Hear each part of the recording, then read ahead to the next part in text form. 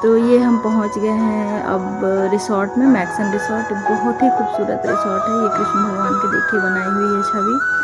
और ये गणेश जी रखे हुए थे वहाँ पर, उनका पूजा पाठ किया हुआ था। बहुत ही सुंदर जगह लग रहा था और बहुत ही पॉजिटिव वाइब्स था रिसोर्ट का। बहुत अच्छा माहौल बनाया हुआ था, बहुत ही साफ़ सुथरा और सुंदर बनाया हुआ था। और उसके बाद हमने तय किया, हम फ्रेश व्रेश होकर के उसके बाद हम निकल गए राधा केली कुंज के लिए।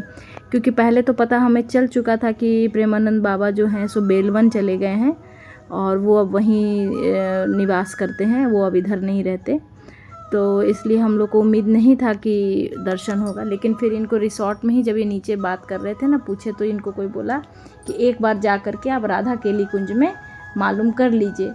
तो ये फिर बोले कि चलो एक बार देख लेते हैं, अगर नहीं हुआ तो फिर ठीक है, कोई बात नहीं है, लेकिन अपनी तरफ से एक बार कोशिश कर लेना चाहिए। तो ये प्रेम मंदिर होते हुए हम लोग जा रहे हैं अभी राधा केली कुंज, प्रेमानंद बाबा के आश्रम।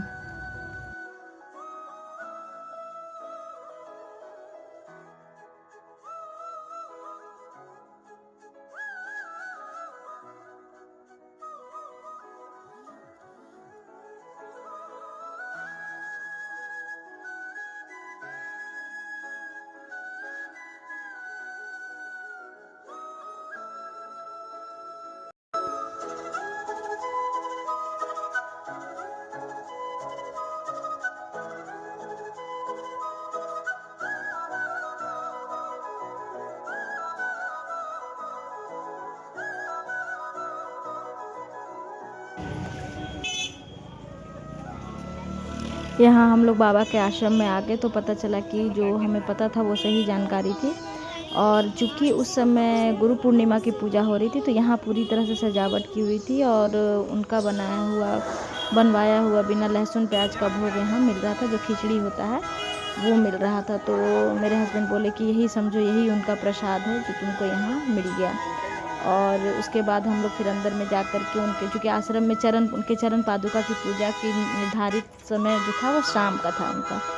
तो हम लोग उतना शाम तक तो रुक नहीं पाते, क्योंकि दो कारण था, एक तो बच्चे साथ में थे और दूसरा कि गर्मी बहुत थी, तो शाम तक रुकना मुश्किल था।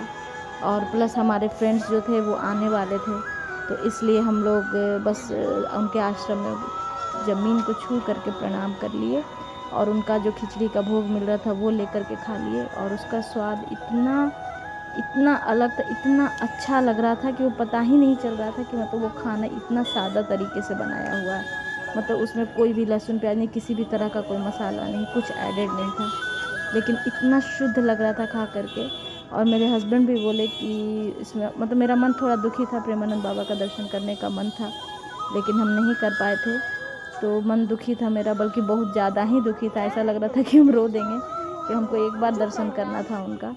लेकिन मेरे हस्बैंड बोले कि यही उनका आशीर्वाद है, यही समझ लो कि यही वो तुम्हारे लिए यहाँ रखे। और अगर वो सबको ही कहता है कि वो बहुत ही मतलब पावरफुल हैं और प्लस बहुत ही वो भगवान कृष्ण का ही रूप उनको माना गया है या राधा रानी का ही रूप उनको माना गया है, तो वो भी जानते होंगे कि हम वहाँ ज़रूर दर्शन करने आए हैं, ऐसा वो बोल रहे थे। तो इसलिए हम बोले चलिए ठीक है, यही बात हम मान लिए। और फिर उसके बाद हम लोग राधा केली कुंज में प्रणाम कर लिए, उस ज़मीन को छू लिए जहाँ वो रहते हैं या जहाँ वो रहा करते थे।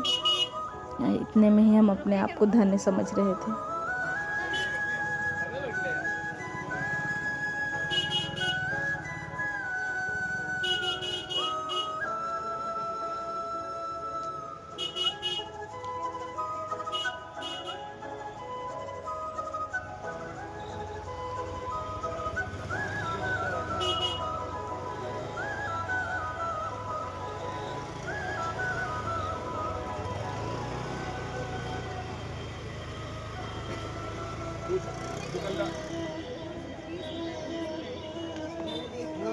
सॉरी बेटा।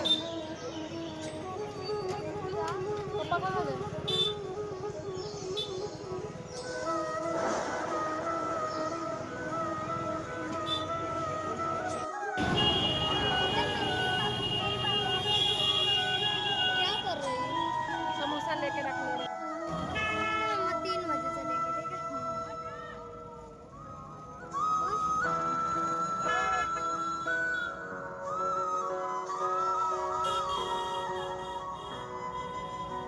अब हम आ गए हैं बांके बिहारी मंदिर के पास। तो ये वो स्पॉट है जहाँ पे हम लोग रुके थे, और ये हम लोग ऑटो में हैं। जिस ऑटो से हम लोग गए थे, इन्हीं को हम लोग रख लिए थे हर दिन जाने के लिए। और ये वो मेरी दोस्त हैं जो हम लोग साथ में दर्शन करने के लिए जा रहे थे। ये हम लोग सब जा रहे, पानी वानी सब रख लिए थे क्योंकि गर्मी, बेहद गर्मी था, बहुत रास्ते में। लग रहा का नाम कहाँ लिखा हुआ, क्या है?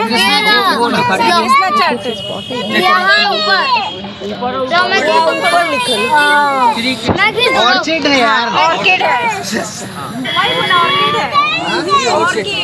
तो कोई जाने नहीं दे रहे आजकल, दिक्कत चल रही है। कोई ना वहाँ सब दिक्कत हम लोग उठाए प्रभु सालों भर रहता देख रहे हो, गर्मी तरतरा रहा है दैया। मेन प्रॉब्लम है हम लोग घूमने आए हैं। सोचिए भाभी, अगर अप्रैल मई में आते, बारिश के बाद ही हाल है। बारिश के बाद सिंघाड़ा खिला रहा है, ठीक है। सिंघाड़ा और नमक में ऐसे कल बहुत अच्छा सिंघाड़ा दिया हुआ था। ध्यान तुम आराम से अंदर थोड़ा हो जाए, पैर हाथ अंदर। बयान दुखी क्यों है?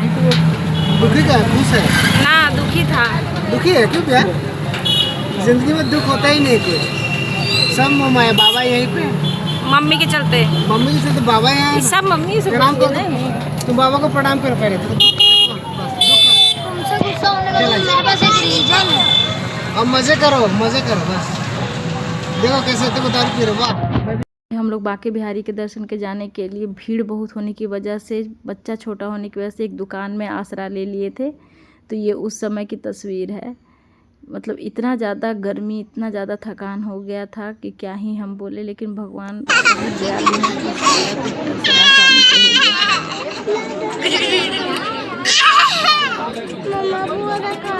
ये भगवान पर चढ़ाने के लिए तुलसी माला और कमल का माला और पेड़ा वगैरह हैं।